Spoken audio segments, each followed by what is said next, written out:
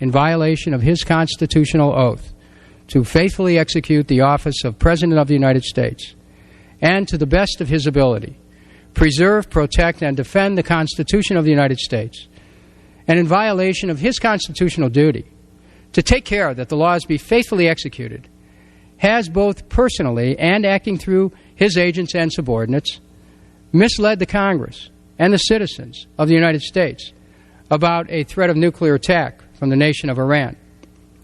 The National Intelligence Estimate released to Congress and the public on December 4, 2007, which confirmed that the government of the nation of Iran had ceased any efforts to develop nuclear weapons, was completed in 2006. Yet the President and his aides continued to suggest during 2007 that such a nuclear threat was developing and might already exist.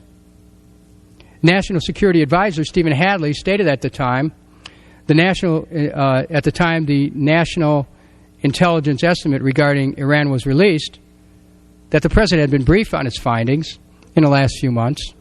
Hadley's statement establishes a timeline that shows the President knowingly sought to deceive Congress and the American people about a nuclear threat that did not exist. Hadley has stated that the President, quote, was basically told, stand down, and yet the President and his aides continued to make false claims about the prospect that Iran was trying to build a nuclear weapon that could lead to World War III.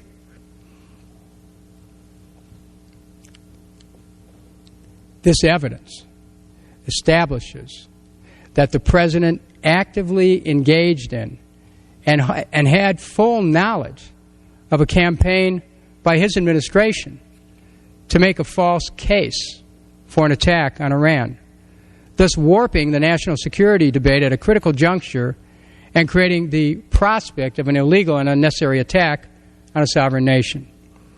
Even after the National Intelligence Estimate was released to Congress and the American people, the President stated he didn't believe anything had changed and suggested he and members of administration would continue to argue that Iran should be seen as posing a threat to the United States.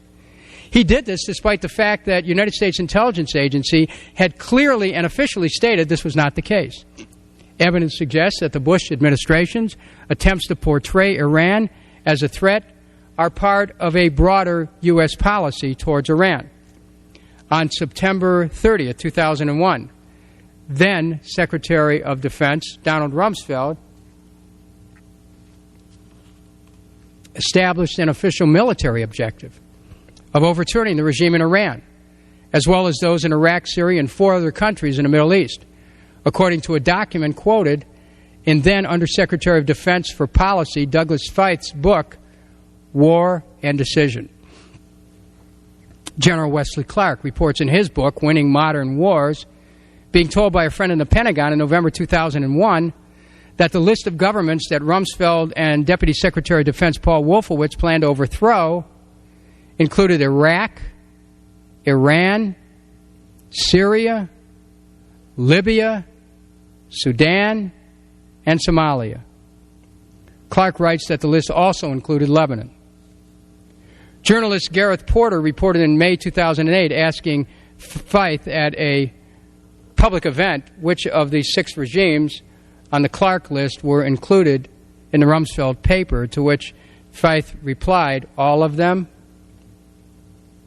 Rumsfeld's aides also drafted a second version of the paper as instructions to all military commanders in the development of campaign plans against terrorism.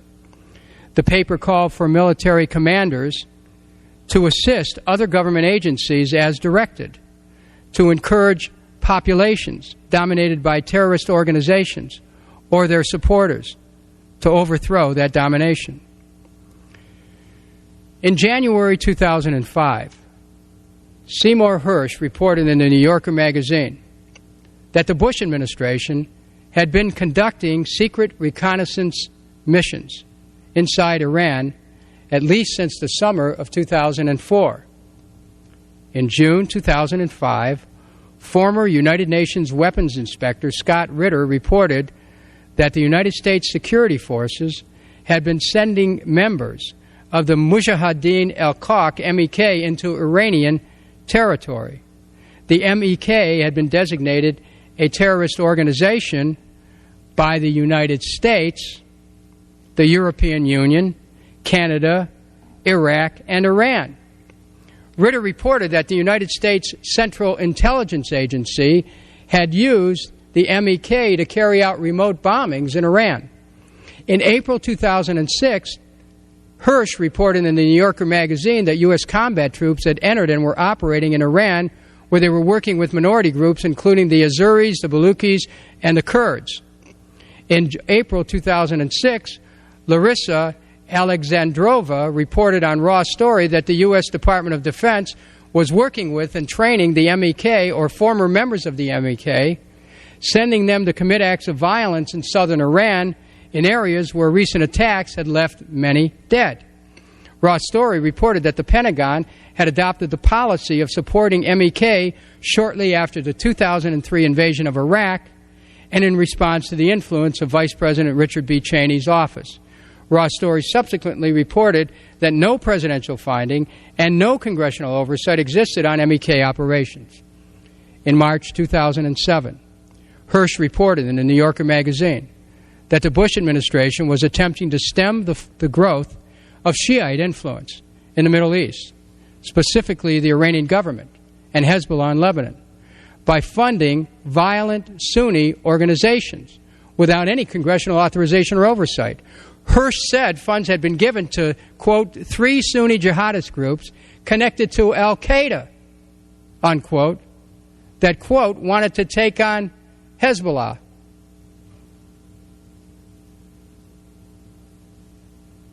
In April 2008, the Los Angeles Times reported that conflicts with insurgent groups along Iran's borders were understood by the Iranian government as a proxy war with the United States. Among the groups the U.S. DoD is supporting, according to this report, is the Party for Free Life in Kurdistan, known by its Kurdish acronym, PJAK. The United States has provided foodstuffs, economic assistance, medical supplies, and Russian military equipment, some of it funneled through non-profit groups. In May 2008, Andrew Coburn reported on Counterpunch that President Bush, 6 weeks earlier, had signed a secret finding authorizing a covert offensive against the Iranian regime. President Bush's secret directive covers actions across an area stretching from Lebanon to Afghanistan and purports to sanction actions up to and including the funding of organizations like the MEK and the assassination of public officials. All of these actions by the President and his agents and subordinates exhibit a disregard for the truth and a recklessness with regard to national security, nuclear proliferation, and the global role of the United States military that is not merely unacceptable, but is dangerous in a commander-in-chief. In all these actions and decisions, President George W. Bush has acted in a manner contrary to his trust as President and Commander-in-Chief, and subversive of constitutional government, to the prejudice and the cause of law and justice, and to the manifest injury of the people of the United States. Wherefore, President George Bush, by such conduct, is guilty of an impeachable offense warranting removal from office.